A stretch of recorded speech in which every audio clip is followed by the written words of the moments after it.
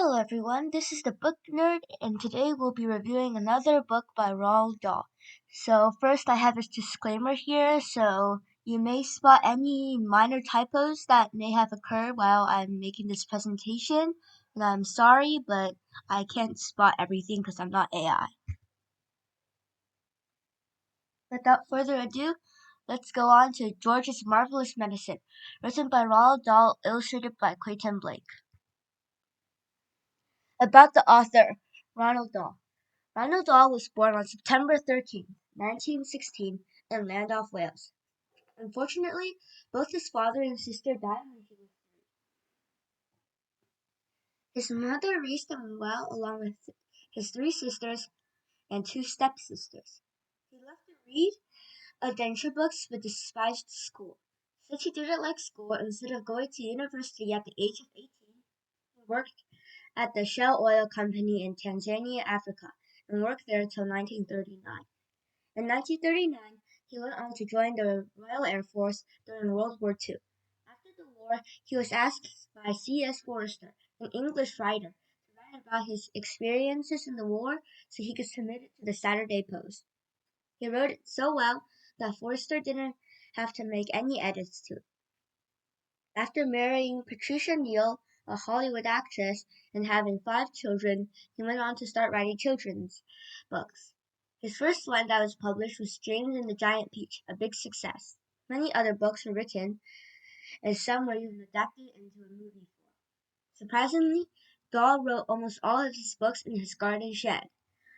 He has also invented more than 500 characters and words. One of these characters he invented was a boy named George, from the book we are talking about today, George's Marvelous Medicine. So here we have a beautiful view of Llandaff, Wales, the city Ronald Dahl was born in, and here is an actual picture from the old times of Ronald Dahl writing books in his garden shed. So we have more about the book itself, George's Marvelous Medicine. This book was first released on January 10, 1981, by a man named Jonathan Cape. This book was written by Ronald Dahl and illustrated by Clayton Blake. Jonathan Cape founded the Jonathan Cape Publishing Firm based in London in the year 1921. The genre of this book is children's fantasy, also considered a novel. This book is suggested for kids and adults over the age of 7 from the site kidsbookcafe.com. Weirdly enough, Ronald Dahl wrote this book because being a medical expert was one of his dreams. He reserved an enormous amount of respect for doctors, especially those who engineered new recipes that made advancements for human civilization or saved loads of people with their new medicine. In 2003, it was 134th place in BBC's Big Read survey. Dahl was influenced and inspired to write this book because he was amazed by the book Alice in Wonderland, written by a pretty famous author from the time, Lewis Carroll. Lewis Carroll was an English writer and poet, having written 11 books on math, 12 literary fiction books. Alice in Wonderland is perhaps one of his most known works of literature, including its sequel, Through the Looking Glass. So here is a old-time picture of Lewis Carroll, the author of Alice in Wonderland. Here are some everyday doctors, and this is the logo of the Jonathan Cape Publishing Firm. And then we have another major disclaimer.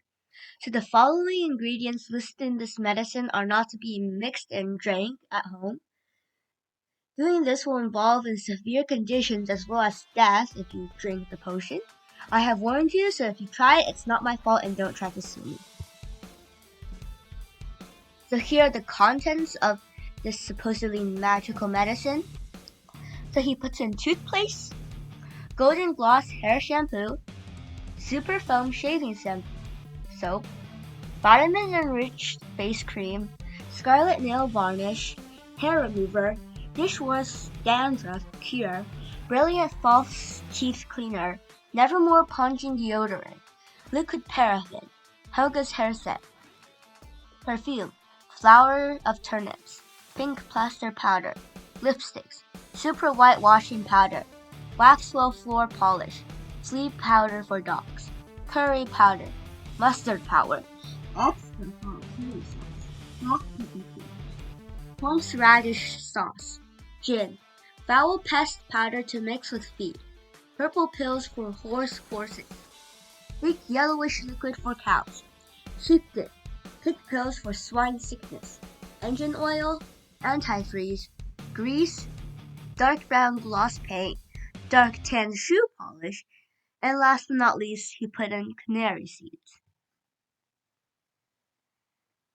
And now you know all the ingredients, we'll move on to the summary of the book itself. So as always, we'll start off with an introduction to some characters. So right over here is our little friend George, the main character in the book, who crafts a concoction to get rid of his grandmother. Mr. Killycranky, George's father, who wants to use George's medicine on his farm animals to earn money. George's grandmother, who George perceives as a mean woman. Miss Cranky, mother of George. So the summary of the book. So first off, it was a Saturday morning when George's mom went shopping. A rather pleasant day, if you would ask me to explain. But alas, we have more exciting things to get to, like our book review today. If we read a bit further into the book, in a couple pages, to the part where it says, George was bored to tears. He didn't have a brother or a sister. His father was a farmer, and the farm they lived on was miles away from anywhere, so there were never any children to play with. He was tired of staring at pigs and hens and cows and sheep. He was especially tired of having to live in the same house as that grisly old Grunion of a grandma. Looking after her all by himself was hardly the most exciting way to spend a Saturday morning. This shows that George technically has no other children to play with and friends, which is very sad. We can also infer that his grandma is a fairly nasty person, as the text stated that she was a grisly old grunion, which cannot be good, especially as the description is followed by, looking after her all by himself was hardly the most exciting way to spend a Saturday morning. This shows there are more exciting things to do, and he doesn't want to be with her. In the next few pages, Grandma tells the boy a bunch of junk that you should not believe because it's not true. What then follows is George heading into the kitchen to make Grandma's medicine, where he starts his extremely creative, but hazardous and devious plan. He is going to make a magic medicine. He has only one rule. Anything he saw would go in this concoction of his.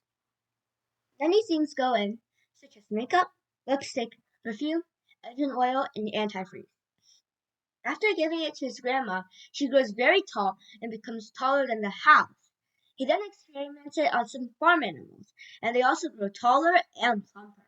For example, a chicken grew to the size of a horse, that's like 50 times the size, and laid gigantic eggs. His parents see this, and he tries to recreate the medicine the next day. He sadly doesn't succeed, and one of his tries involves one of the animals to shrink, and his grandma accidentally drinks a cup of it, thinking it is tea for her. She shrugged so small that she was impossible to make out and see. His parents are a bit happy his grandma is gone, and then he says his last words in this book, which are pretty mysterious. George didn't say a word. He felt quite trembling. He knew something tremendous had taken place that morning. For a few brief moments he had touched with the very tips of his fingers the edge of a magic wand.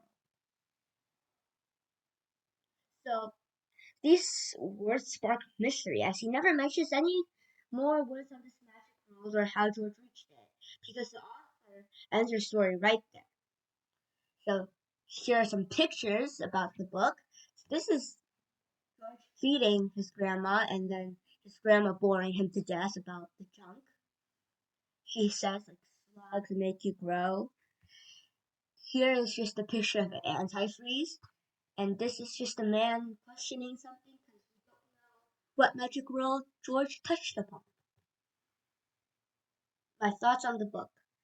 This book, like many others, has never failed to impress me time after time I read it. However, it was fairly short, and all I have to say for this book is The magical effects what each potion was drank, the description of what happened when the medicine was drank was so detailed I could picture it happening in my head. I know this is a whole lot, but this is a short book, and I don't have much to say like last video. So, thank you for watching, and if you don't mind, please drop a like, comment, and subscribe to my channel. Thank you. I hope you enjoyed this book review and you'll read this book.